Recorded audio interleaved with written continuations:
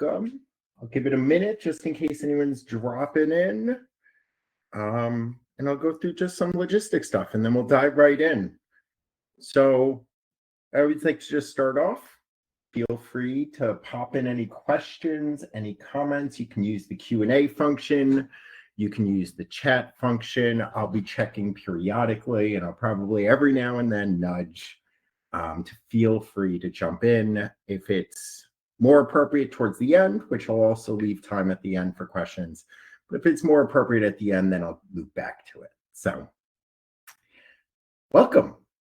Today, we're going to be diving into 7 routines that keep adulthood from falling apart.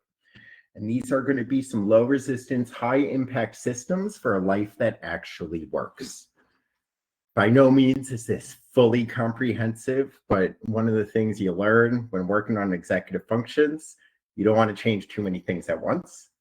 And you really want to be focusing on what can we start with to gain momentum. So this is a great starting point. So let's dive right in. So just to start off, people on average make 35,000 decisions a day. Most are tiny and forgettable: what to wear, when to check your email, what to eat. But each one of these decisions is taking up some of your brain power. It's pulling a little bit out of your mental battery. And these decisions don't just eat up time. They deplete your willpower, they reduce your focus, and they leave us defaulting to easy, low reward behaviors like doom scrolling or ordering takeout again. So when we're overwhelmed, we just revert back to these places that are more comforting for us. But what happens is you keep doing this until you hit the end of the day and you realize you never took that walk that you wanted to. You never texted your friend back. You never paused, even just for 60 seconds to breathe and reset. Now, out of those 35,000 daily decisions that you're making each day, on average, 226 are about food, just food and what we're eating. And while that might not seem like much, just deciding what to eat for dinner can take you anywhere between 6 to 10 minutes a day. But that's if everything is going well. If you don't have a plan, that one question of what's for dinner can end up eating up to 10 to 60 minutes of your evening. You weigh takeout versus cooking. Oh, do I have the money? Should I spend more? How many times have I ordered this week? You might miss, okay, fine, I'll cook. And then you realize you're missing an ingredient and you have to run to the food store. Or you end up spending 20 minutes just scrolling through DoorDash. And then you decide, oh, wait, no, it's too much. You plug everything into your cart. It's too much money. Let me go. Just that aspect of not having a routine around your dinner leads to so much of this lost time. And that's just dinner. Multiply that by every what now moment, every decision you need to make, all of these moments, and it's no wonder that we're fried by 3 p.m. And oftentimes there's this sense of guilt that people feel like that I just am not motivated. And if only I could figure out how to motivate myself. But that's not the real solution. And that's not what we're talking about today. What we're talking about today is how do we decrease the amount of these decisions that we're making so that we're spending more of our time on decisions that actually can move things forward. And that's really what routines do. They help with automating the unimportant. Or eating dinners, it's not that it's not important, but it doesn't need to be a daily existential question that we're asking about what we're eating. And so these routines that we're going to be talking about are prepackaged decisions that we can make in advance so that we're not facing this every single day. And really what we're doing is we're automating this so that we can spend more of our energy on things that actually matter. And so routines aren't just decisions you've packed, or routines are just decisions you've packed in advance. And today we're going to be going through some of these 7 low resistance routines that can help shrink the chaos and make adulting just feel less overwhelming and help follow through on things that you really say that you want to do. And when I'm using this term adulting, this isn't just for new adults. This is really just about all adults that may be feeling like there's chaos in their life. And the goal of this is to help give you more energy, decrease the amount of impulsive choices that we're making, and leave space for what really matters. I see someone's hands raised. Oh, lowered hand. Okay, maybe by accident. I'll keep an eye out for the Q&A and chat function. If you do want to speak your questions, those I will leave towards the end. All right. So just today, we're going to do very little on the science behind routines, just to really firm up that buy-in of the power of routines. Then we're going to go through a simple framework of structuring your life.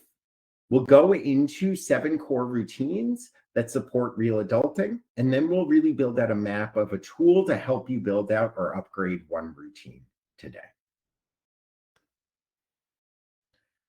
So adulthood doesn't come with a syllabus. Adulting is real and it's relentless.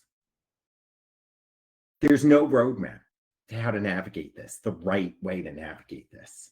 There's no structure that's built in. When you're in adulthood, you have to create your own structure.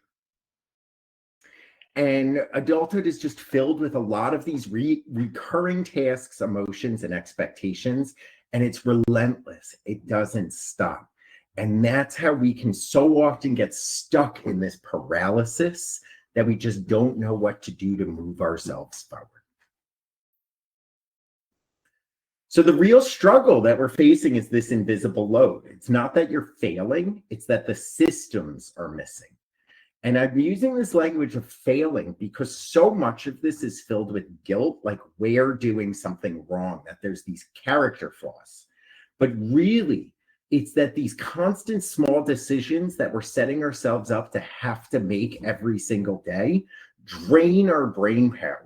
Or when we don't make these decisions, we lead into this procrastination, and then we're saving room in our brains to remember the things that we need to do. And that, again, just is depleting of our mental capacity, and our motivation runs out because it feels like it's never ending, that we can never get ourselves moving forward. And most people don't realize that routines aren't just something you work on. They're really a cognitive strategy to help us save our brain energy. Just like there's ways that we think of taking care of our physical bodies, routines are a way to take care of our brains so that we're not putting so much pressure on them constantly. Now, a little bit on the science of routines. Routines really are reducing friction, cognitive friction, and they help preserve our brain power. So it reduces decision fatigue, which I'm not going to dive into fully defining today. We have blogs on it. But decision fatigue is the result of making so many decisions. Routines help us automate repeated tasks. In our recent computer world and all of this stuff, we always talk about automations. What can we automate? How can we automate things to make things more efficient? These repeated tasks. All we're doing with routines is the same logic that you apply with computers and programs and things like that. It's automating these repetitious tasks. This helps free up our executive functions, that self-management, decision-making, planning parts of our brain. It frees those up not to be so focused on some of these daily decisions that we're making. It's freeing it up for the more complex goals and the growth orientation that we really want to be leaning towards. And when you have more predictability in your life, it increases calm and reduces anxiety. Now, just a little bit on the science of it, a little bit further into this. Every time we're trying something new that is not a routine, there is a level of cognitive effort that we need to put into it. And so it's almost like when you don't have a routine, you're starting from scratch every single time. And so when you're doing something new that's not built in as a routine or a habit, you're putting in a good amount of cognitive effort. There's more distance between this little axis in the middle. But the more repetition, the more you are developing these routines, eventually there's less cognitive effort that you need to put into it, until eventually this is going down that it just becomes second nature. And you sometimes hear this idea of going on autopilot. And that really is the power of routines, is when you're on autopilot, you don't really put that much thought into it. You're not putting a lot of decision making. You're not wasting cognitive effort on things that really you don't need to be. And so routines are these prepackaged decisions that are overall making us more efficient in how we're using our brain's energy throughout the day. And when we don't have routines, it's like we're on that constant little purple line there of constantly putting in a lot of cognitive effort for things that we're facing daily. And it's just a drain, a constant drain on us. And so what we're trying to do is figure out, where are these aspects in our lives that are just so repetitious, that are such a loss of energy, that if I could find a way to package them into a routine, that I won't be wasting so much energy on things that I need to do anyway.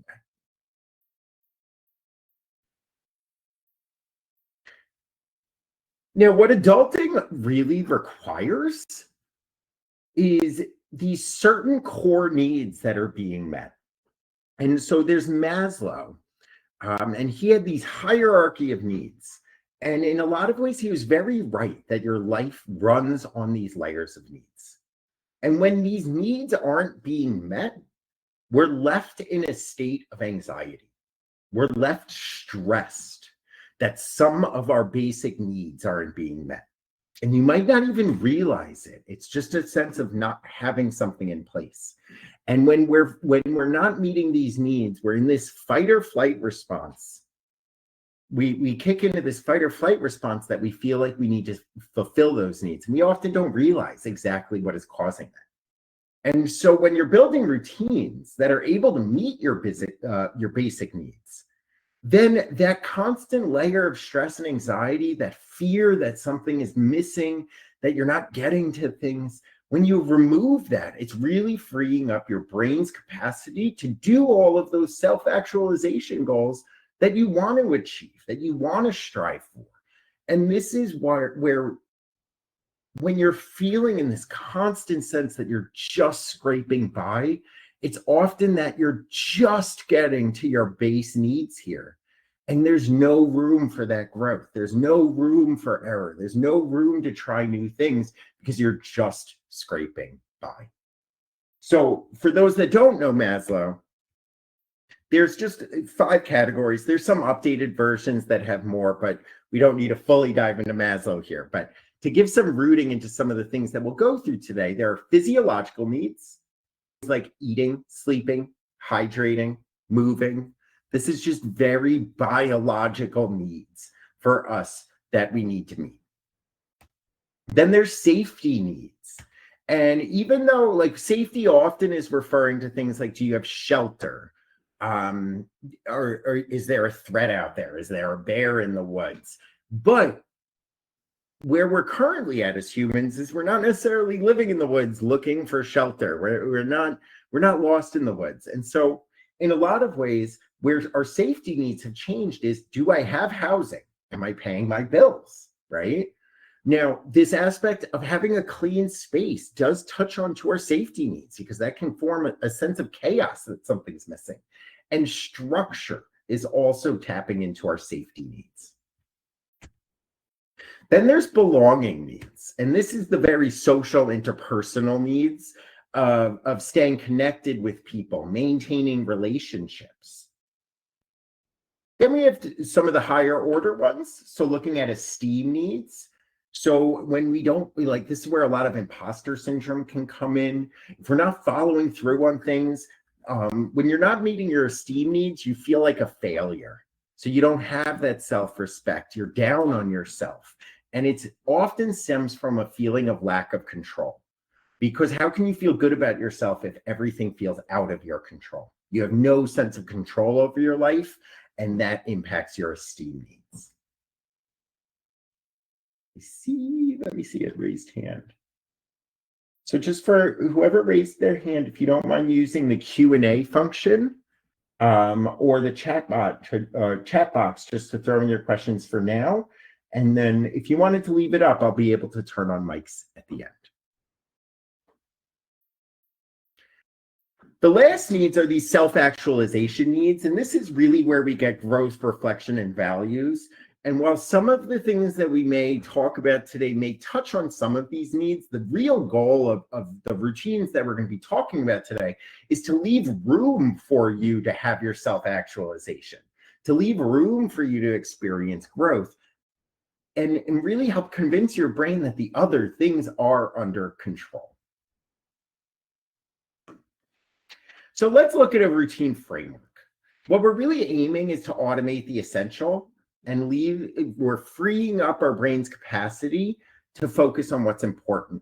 So just with these little graphics here, we're trying to give roots and a foundation for yourself, but we're also trying to get ourselves on a cycle where these basic needs are being met and we're not in this thread of like, did I forget to brush my teeth? Did I forget to shower? These base needs then are being met so that we're able to get to the other stuff.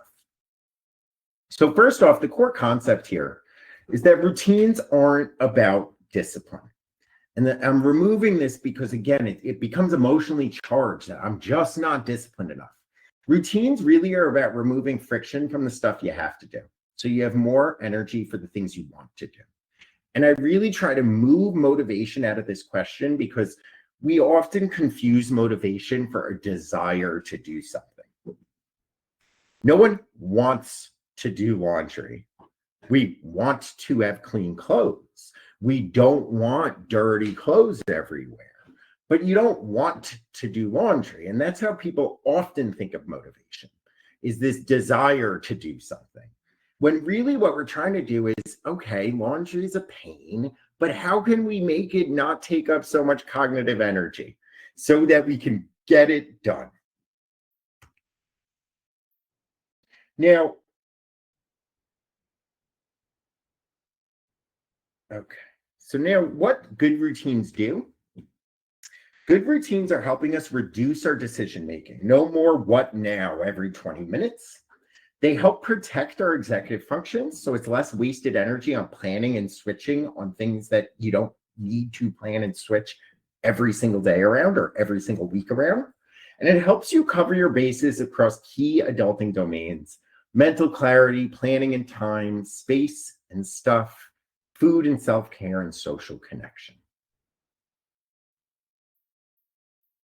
So before we dive in to the 7 routines, as you listen, I want you to notice which routine makes you think, if I had this in place, life would feel easier. That's what you're going to start with, is what resonates with you. If I can get this one thing in place. And if you are feeling that with everything, I want you to pause and say, what's the one that would make the biggest difference? Not let me do all of them, because then you're setting yourself up not to be able to adopt it. You don't want to bite off too much that you can't chew it. At the end, I'll walk you through a tool to build or upgrade the one that matters most to you. So, first up, we have the Sunday Sweep. And the purpose of this one is to set up your week for success with a weekly reset. Now, what is the Sunday Sweep?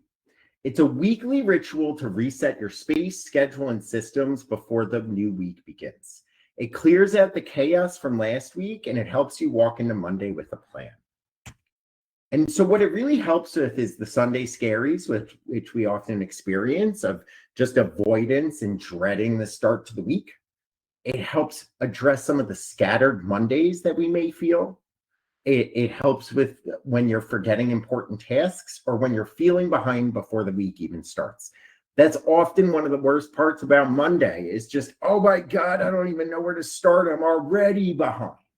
And the Sunday Sweep is a way to try and help give yourself a clean slate so that Mondays aren't so dreadful. Mondays can become more proactive, and help set you up with some clarity.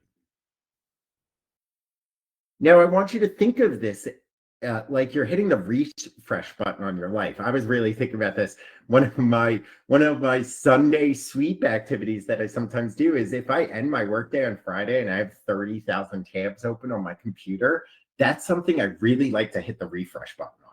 I like to clear out all my tabs because if I open up Monday and I have 30,000 tabs, I feel so overwhelmed. So that's come into one of my Sunday sweeps is let me clean things up. Now that's a digital way, but there are also going to be physical space ways. And we'll go through the steps with each of these as we present them. But really, it's think about what's causing the most chaos on a Monday for you. What is something that you're saying to yourself, I wish I did this yesterday? Those are the items that should be in your Sunday sweep. That way, you're entering Monday with more positivity than dread. My big one on a Sunday sweep is I hate when I don't get to laundry over the weekend because now I have to think, oh my God, when am I going to do it this week? It's a busy day, all of this. And now just the laundry is something that's following me throughout the week. And I'm in an anxious mode around it.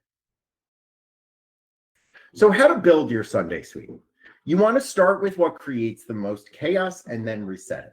So step one is pick your reset zones. And you might start with just one. One of the things you'll hear about these routines is there's really two aspects that I like to present over. There's showing up and then doing it. And the key piece that you're working on when setting any new routine is just to show up. Just show up.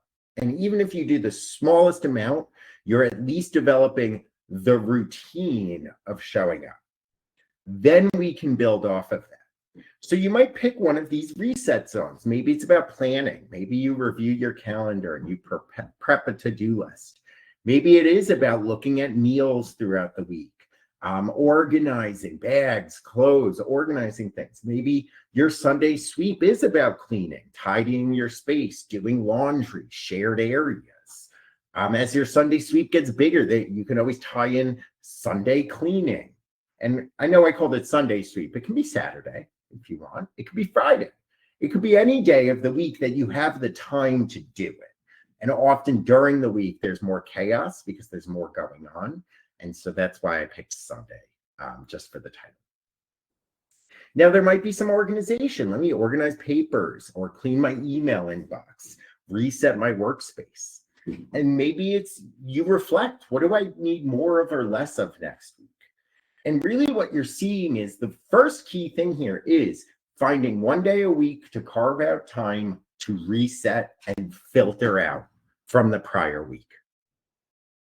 Now, step two, I'm just checking over in case anyone has any comments. Oh, okay, I see some questions. Let me just pause for a second. How do you balance your own needs while taking care of other needs? Very similarly, it's very important. You need to build routines around this. And so you need to carve out that space to be able to get to your own needs. And I know it can feel like other things take a lot of priority, but if you're not taking care of yourself, it's very hard to show up for others. And so that's a little bit in your brain that might be trying to convince you, you don't have time for this. You don't have time for this. And what is best to try and combat that with is if you don't make time for this, then you're not bringing your 100% self to the other aspects. How do we get buy-in from young adults to adopt some of these without nagging? Well, I do think it's really important to focus on what is causing chaos. How do you get them to adopt it? You help them see how without it, it's causing problems. You help make the connections. Sometimes there is a little bit of, I told you so. Wouldn't it have been nice if we got this done on Sunday? And then the next Sunday that comes up, you remind them, hey, do we want to try and tackle this on Sunday? For the question, just to go back about trying to get to your needs while taking care of other needs. As I said, you want to start with yourself first, but then you can try to tie in some routines with others as well. Joint routines can be a great thing because that can be a source of motivation of doing together as best you can. Okay. So now step 2 with the Sunday sweep is to pick a time or moment. So maybe this is Sunday afternoon when you're listening to your Sunday afternoon playlist. Maybe it's post lunch, pre-dinner. Maybe a set time works for you better, 8 p.m. Maybe it's after an activity. Maybe we're looking at after coffee. The important thing is figuring out how you can anchor this to something. Anchor this to a time or moment. Sometimes straight up times work better for people. You're committing to a time that you're doing something. But sometimes people have schedules that are all over the place. And if you anchor it to an activity or moment, that may be better for you. I see someone saying, how do I get to the chat? You're in the chat, or you're in the Q&A right now. So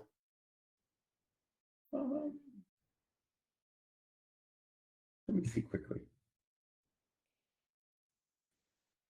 You might not be able to see the chat, but you can go ahead and use the Q&A function for any comments you have, and I'll just address them through there. Okay. So,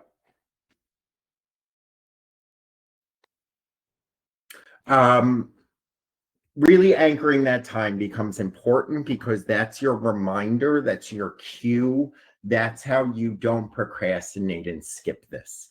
And really anchoring it to something that you can consistently commit to. So if you are, I'll use an example, like if you go to church and then you never know if you're going to do something afterwards, then Sunday may not be the best time to do it unless you know for sure that you're almost always home 6 p.m. If Saturdays are days, if you have a bunch of kids and they have all these different activities on a Saturday, probably not going to be your best day if you never know what's going to happen Saturday. The key with some of these routines that we're going to be talking about is really trying to find these sacrosanct moments that you will be able to show up. Because from the get-go, you want to set yourself up for success. Now, step 3 here is to really be able to keep this repeatable. You don't want to overdo it. You don't want to set too much that you need to set out to do. This isn't about doing everything. It's about making it easy enough to actually do every week. Once you get in, remember that little graph I showed you about the effort that needs to go in decreases over time, showing up and showing up and showing up. Then you're creating what we call in routine setting an anchor point. And that becomes an anchor routine that you can then build off of. Now, a real implementation tip just to share over here when working on the Sunday sweep is start small. And once you have it established, you can anchor additional tasks to this routine.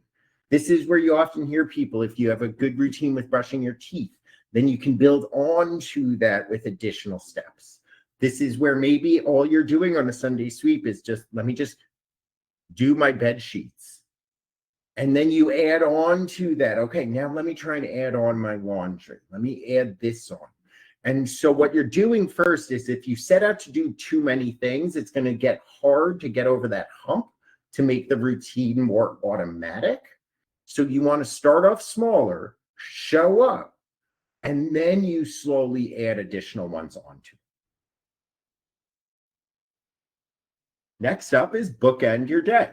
So you want to start and end your day with purpose. So first off, we did a weekly routine. That's Sunday sweep, once a week. You could do twice a week, but again, starting with a manageable setup for yourself. Now, bookending your day is starting and ending your day with purpose.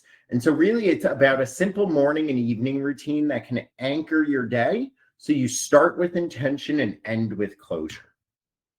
And what this really helps with is scattered mornings, forgetting important tasks throughout the day, poor sleep and chaotic evenings, or never feeling off the clock, that you're just constantly moving forward and you're constantly doing things and you never get to rest.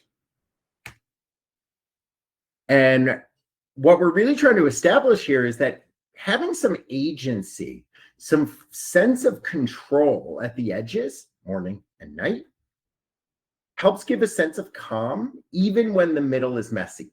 When you start going through your day, there's so many things you can't control. You can't control if there's traffic on the way to work. You can't control if there's a long line at the store when you get there. You can't control if your boss calls you in to do some side project. But what you can control are your mornings and your nights. That is in your control. And so starting to create agency there really helps give some sense of calm and control. So how to build your bookends. You want to create structure where your energy is most fragile, when you start and when you stop. So getting started on something, your energy is fragile. I don't know, getting started. Also winding down, it's, oh, I'm so frazzled. So step one here is to choose 1-2 anchor habits for each bookend. So morning bookend examples might be a quick tidy or make your bed. Maybe it's review your calendar and your top 3 priorities for the day. Take any medication, drink water, stretch. Coffee is a big one. Make a cup of coffee. Some evening bookend examples might be tidying your space for tomorrow, set out clothes or prep food, reflect on what went well, journaling, putting phone on a charger, maybe away from your bed. These are all things that can help anchor it and bookend. And so when you're trying to find time for things, you can think about, maybe I should add this onto my bookends.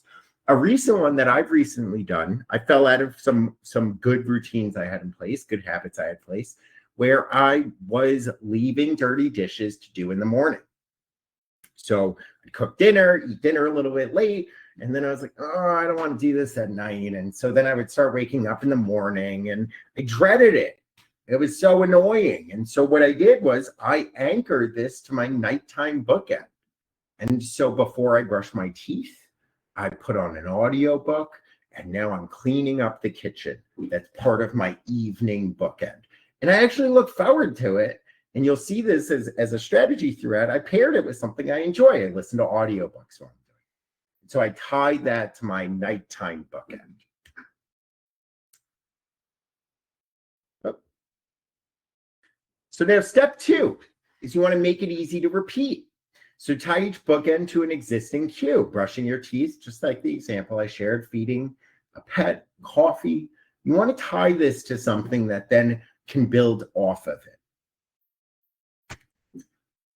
And step 3 is to let it grow over time. You want to start with one step, and once it sticks, your bookends become a powerful anchor for other routines like mindful pauses, gratitude, or goal setting.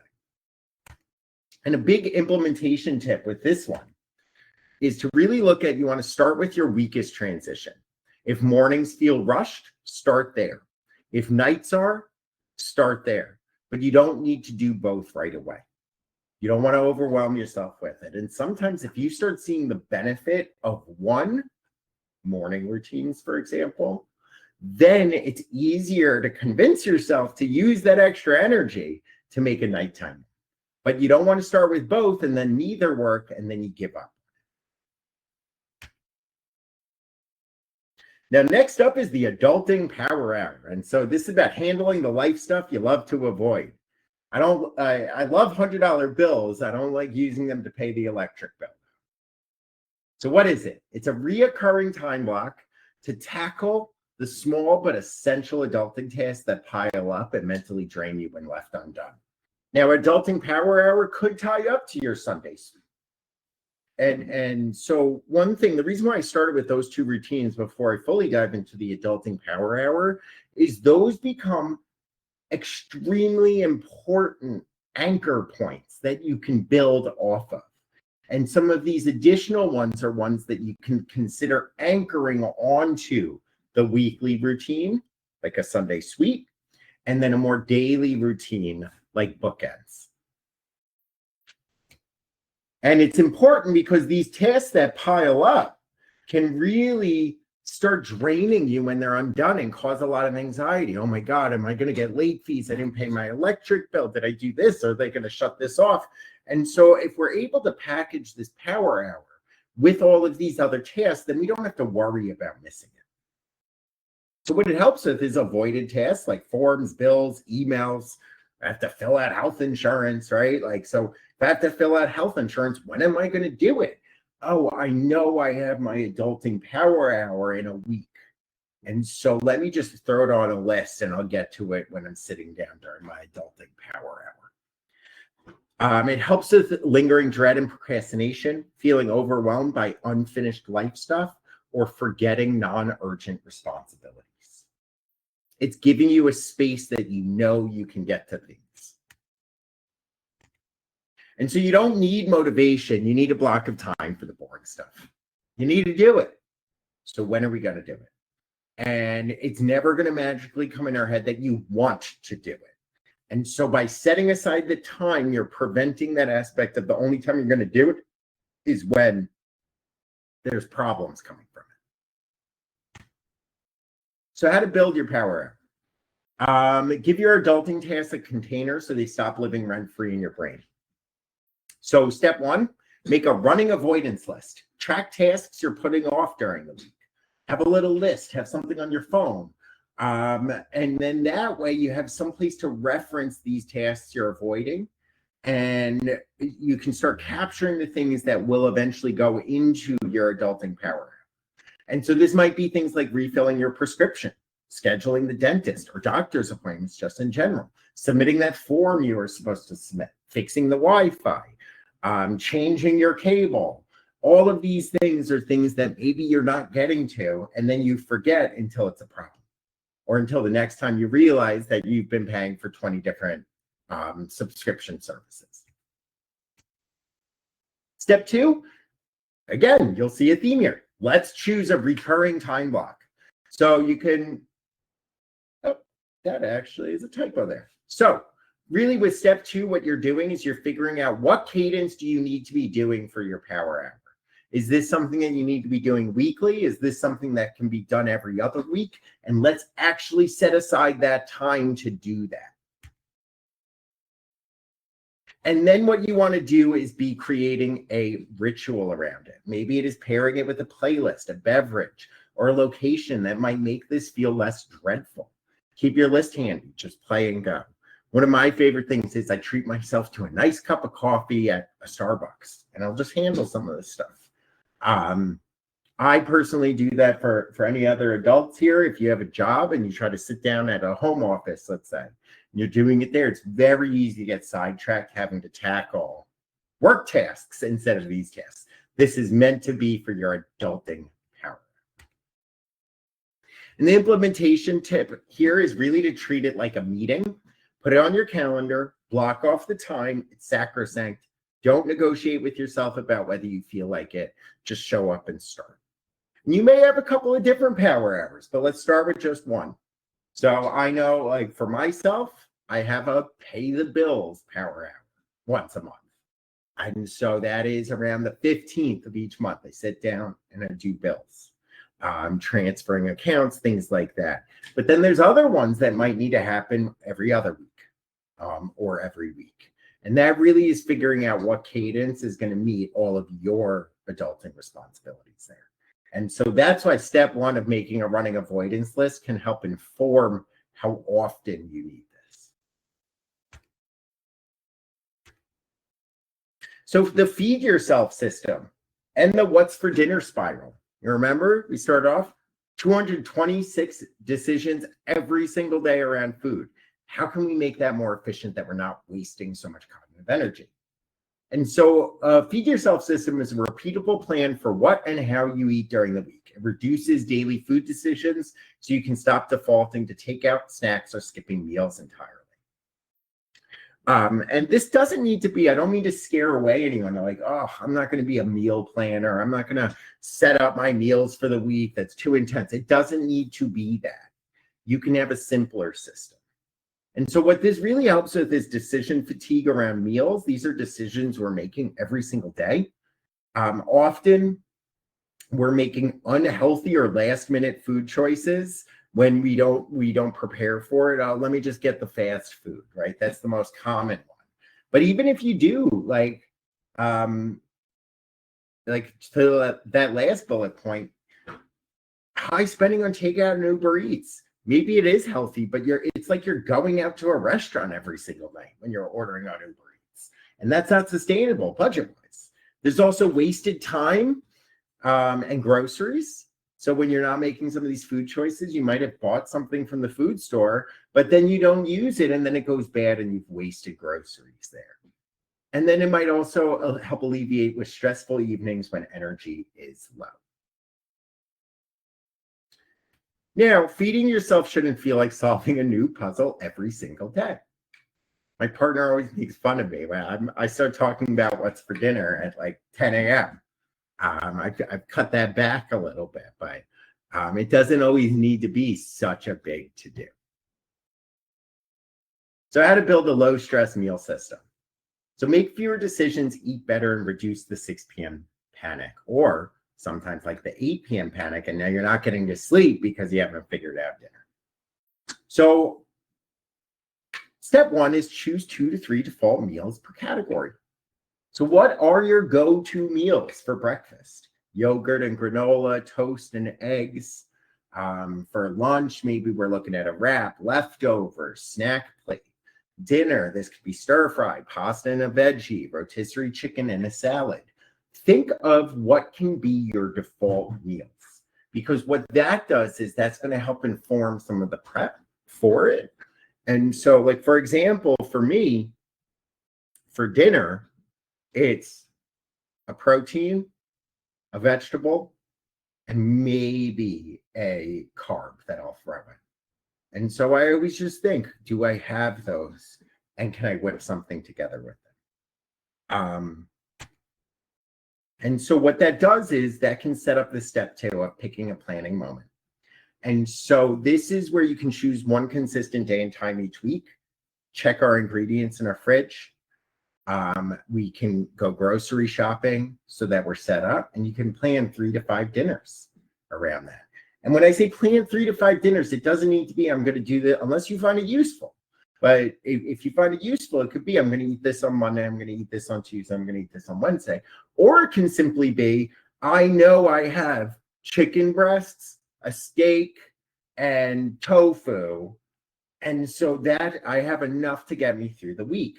I'll figure out on each day. But even if it's not fully decided, you've reduced the number of decisions because you're not thinking about, do I have all the ingredients? Last is to build your backup plan. What are 1 to 2 emergency meals that you'll always have on hand? Sometimes your day is going to run by and you're not able to throw together dinner. So do you have some frozen dumplings? Maybe just some frozen vegetables to throw together. Mac and cheese, maybe some spinach. I like to always have romaine lettuce and then some grilled chicken. So worst comes to worst, I just chop up some romaine. I can throw some grilled chicken on top. Another great one as a backup plan is to have some pasta and then just like a jar of tomato sauce. You have something. That way it's not leading into that you have to make all these other decisions. And a real implementation tip here is start with dinner. It's the biggest pain point for most people, and solving that first gives you the biggest payoff. What can we eat without thought every single night? And let's make sure I have the ingredients so that I can always just whip that out. Or I know a lot of this was about cooking. If you are someone that lives off of ordering in, try to decide what your go-to order in places are and make sure that you can afford it in a sustainable system. So it's not just reactive and wasting your money. Now, mindful minutes. So check in before you check out. And what we're looking at here is a short daily pause. So this is back to a daily habit, a daily routine. And so a short, and if you can't do it daily, that's okay. But we are really just talking about 1 to 5 minutes here. And so this to help you to breathe, notice what you're feeling, and to recalibrate. It's a mental reset that keeps the overwhelm from taking over. It's a way of filtering out that anxiety, that lingering anxiety, that emotional pressure that we can put on ourselves. What it helps with is emotional reactivity or irritability, mental fog or autopilot that we're under, an overwhelm or overstimulation, and feeling disconnected from yourself. And so a 1-minute pause can save you from a 3-hour spiral. And so really just understanding that the power, the science behind mindfulness is very powerful, but it doesn't need to be going off to some meditation clinic that's going to sit there and guide you through a guided meditation. It doesn't need to be so high stakes. Again, remember, showing up for the routine is half the battle. So how to build your mindful minutes. You don't need a meditation practice, just a moment. So pick a daily cue. Anchor your pause to something you already do. Maybe right after your coffee, after a shower, before logging off for the day, a midday walk. As I was getting this presentation together, I went on my midday walk. I was hitting a log jam with some of my work. And so I was like, you know what? I got an hour in my day. I'm going on my midday walk for some mindfulness, just to reset. Step 2 is to choose a check-in style. Reduce that decision. What works for you? So maybe it is just taking 3 deep breaths, just 1 to 2 minutes. Maybe it is just sitting down, closing your eyes and asking yourself, how am I feeling right now? You could do a body scan. There's a lot, if you don't know what a body scan is, there's a lot of guided meditations that can give you a sample of it. But really, all a body scan is, how does my neck feel? Do I feel tight? How are my shoulders? Am I loose? Where am I tightest? It's just thinking through and really feeling your senses. It could also be write one sentence, right now, whatever comes out. But what you're trying to do is just slow your brain down for 1 to 2 minutes. Step 3 is to build up your backup plan. So you're not just trying to become calm, you're just building awareness. And the benefit is in the habit. And so really don't put so much pressure on yourself that you necessarily need to become calm. What you're really just trying to do is, maybe I can't go out and do these things. So what can I simply do at my desk? And here's such an easy, low stakes backup plan. If you're not able to do your desired check-in style, just rub the tips of your fingers together. Really, all it takes is think of any of your senses and just lean into it. Maybe you have a painting on your wall. Just really stop for 1 minute and think about the colors. See it, really. Maybe it is tactile. Just feel it. Maybe it's stopping, just smelling. But just tap into one sense for just a minute. And an implementation tip here is, an anxious brain is going to tell you that you don't have time. And this is why I've been emphasizing 1 minute. It's just 1 minute. You have 1 minute. The world will not end if you take 1 minute to just press reset on your brain. Now, the tidy 10, stay ahead of the mess in 10 minutes or less. So what is it?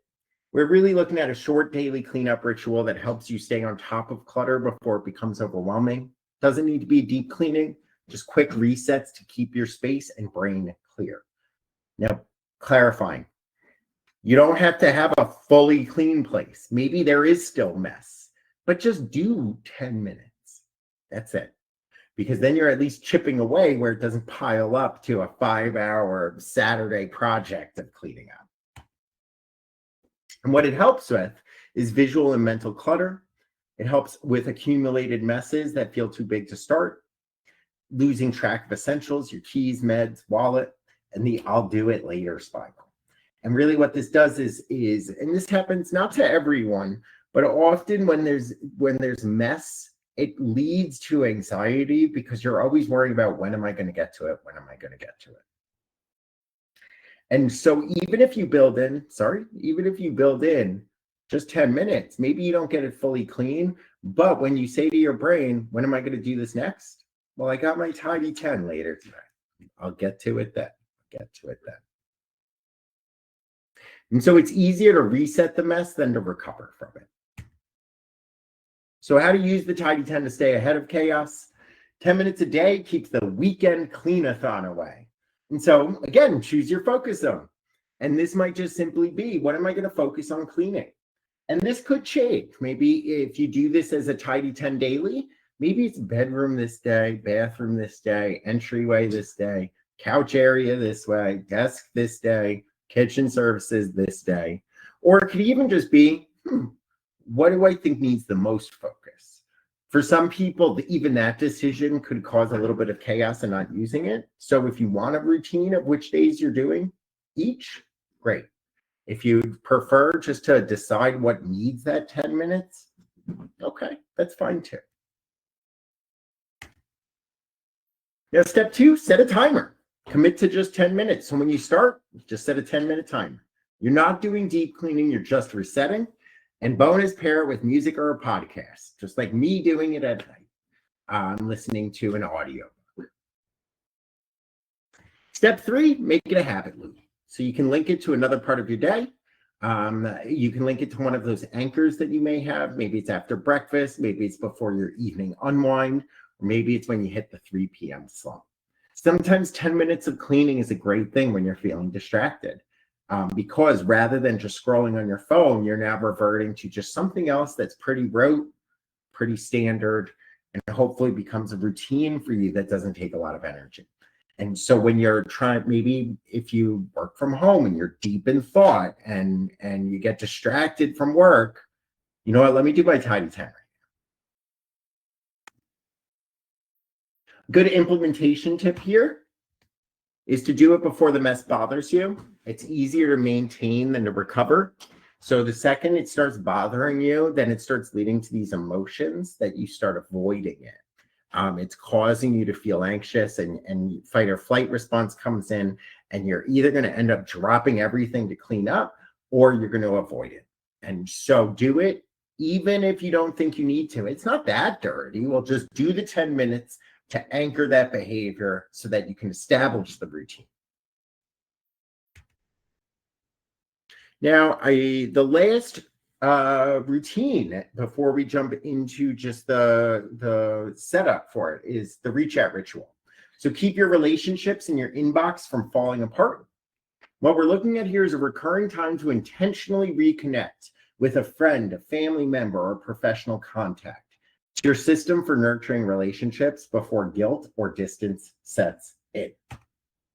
What it helps with is it helps prevent you falling out of touch with people you care about, unanswered texts and emails, feeling lonely or disconnected, and social dread or guilt for not replying. And if staying in touch isn't planned for many of us, it usually doesn't happen. If we don't plan it with intention, we're waiting for that next organic time to send something, which might never come as you get older. Those organic opportunities of connection aren't always there. And then more space comes, and then there's less touch points. And so by planning it, you're leaving lines of communication open. So how to build your reach out ritual? You want to make connection a habit, not a high effort event. So choose your cadence, recurring day and time, and you can start with once a week. Maybe it's Friday afternoons as you're unwinding for work.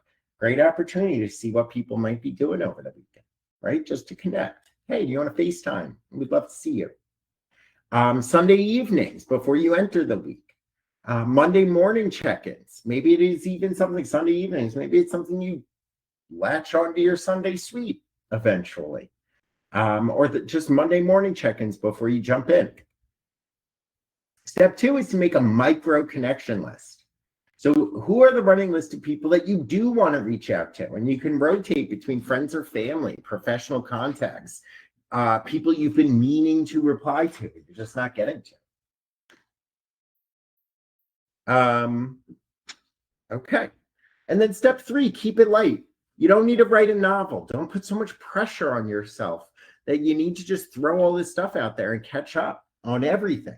You can send a simple out, thinking of you, want to catch up soon, forward an article, meme, or voice memo.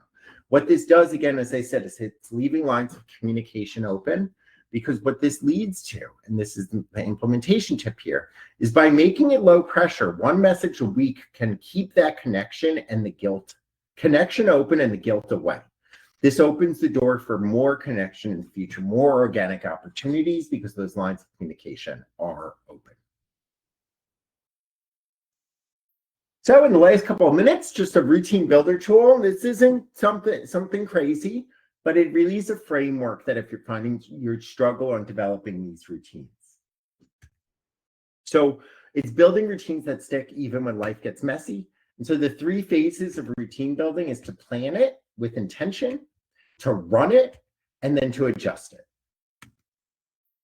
So step 1 with planning it, you want to set yourself up to follow through even on your lowest energy days. So what you're doing. So design a routine that solves a real friction point in your life.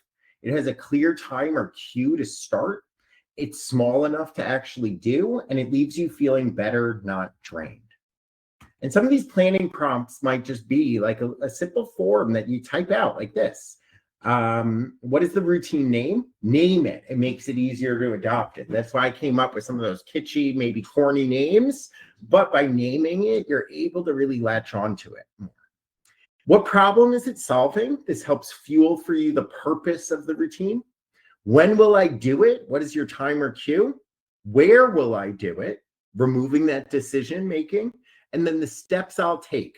Start small. And you want to be explicit here with these things. And so with the implementation tip, design it for your tired self, not your ideal self. Start with the lowest friction version possible. You can always level up these routines later. So don't start with these big grand ideas of your routine. Start with something small and show up, because that's step 2. Run it. Try your routine for 1 week if it's a daily one. If it's a weekly one, try it for 1 month. And track what works and what doesn't work. And so you can use a simple tracker. I just threw in one here showing days of the week. Did I do it? What helped or got out of the way? Really what you're doing, the whole purpose of running it and using a tracker is just to check when you get off track with it so you can get back on. There's a rule of 2 that I like to use, especially with daily routines. Leave yourself some room that you're going to miss one day. It's going to happen. But when once you miss one day, if you catch yourself, you see, I missed one day, it's top priority to do it again the next day. If you don't get to it 2 days in a row, then you're losing all of that work of making it have less cognitive effort. And what ends up happening is we often lie to ourselves and we say, hey, the routine didn't work, when we didn't really give it a shot in the first place. Now, it's not meant to be super black and white. Maybe you set out too big of a routine, but in general, if you find you're able to do the routine, avoid a second day of skipping it, a second time of skipping it, because now you're off track. Some reflection prompts. What time did I actually do it? How did it feel before, during, and after? What made it easier or harder? And did anything unexpected throw me off? An implementation tip just with this piece is consistency matters more than intensity. Doing a B version is better than doing nothing. You're gathering data about the routine. You're seeing what's working. And again, you can always show up for your routine. Maybe the actual doing of it is harder, but show up. Because then if you show up and it's not working, that's when we can adjust it. So when the routine breaks down, don't quit, just tweak. And this really matters because routines fail most often because they weren't built to flex. The solution isn't to abandon them, it's to learn what's not working or learn from what's not working and adjust. And some of the common breakdown points: timing didn't line up. It was an ideal time, but it didn't work with my real schedule. There were too many steps, so I just got overwhelmed and didn't do any of them. The routine felt pointless or unrewarding. Then it's not really tied to a problem that you're trying to solve. And then I forgot, skipped it once, and never got back on track. That's really that 2-day rule. You skip it once, commit to getting back on track.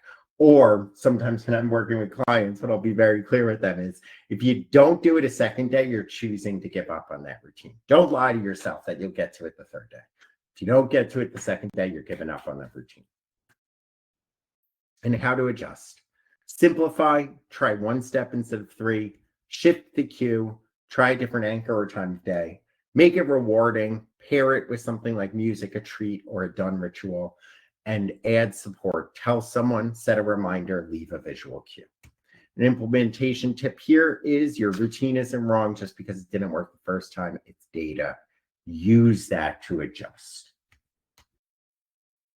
So remember, plan your routine with intention, run it with curiosity to learn more, and adjust it without guilt.